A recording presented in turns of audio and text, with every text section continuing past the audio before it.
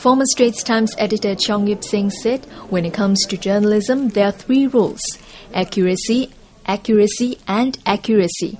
But there are instances when censorship is required. If there is a fight in public, let's say between the Malays and the Chinese, okay, we will not identify the race. We will not say that the Chinese and the Malays had a fight, because that could lead to misunderstanding.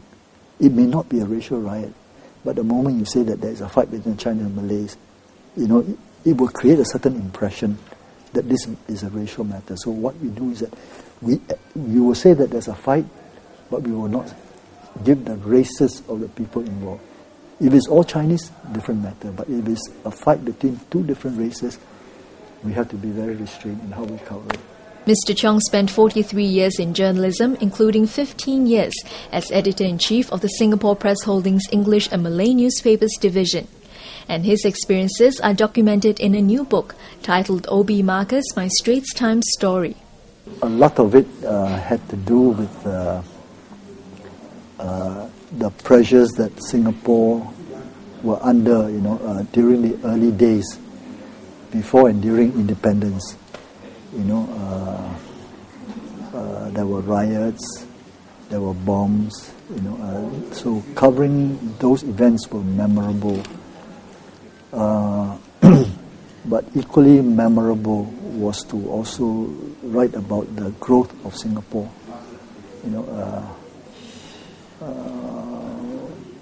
One memorable story was the building of Changi Airport. Why the government decided to abandon Paya Lebar and build a new airport at Changi. Mr. Cheong said one of the challenges he had to overcome in his career was balancing between government regulation and maintaining credibility to readers. The most difficult really is to strike a balance between the needs of our readers and the needs of the policymakers. And very often the thinking of both sides do not always coincide. There are differences of opinion. So how do we make sure that we present accurate information and present to our readers the range of views on policies, those that are in favor of policies, those who are not in favor of a certain policy, how to provide that diversity of opinion and hopefully provide balanced coverage. But for Mr. Cheong, the joys of journalism outweigh the challenges he has had to face. Living through the riots and the bombings by the Indonesians was a memorable experience.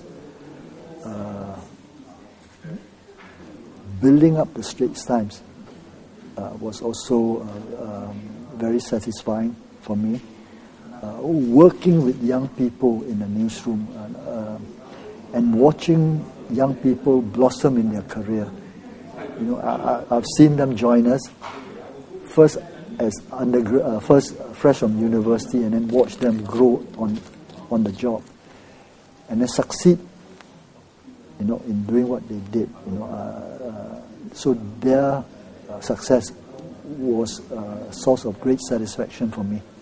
Mr. Cheong's book, O.B. Marcus, My Straits Times Story, is available at all major bookstores. Watch highlights from the Q&A at the official book launch in the next clip.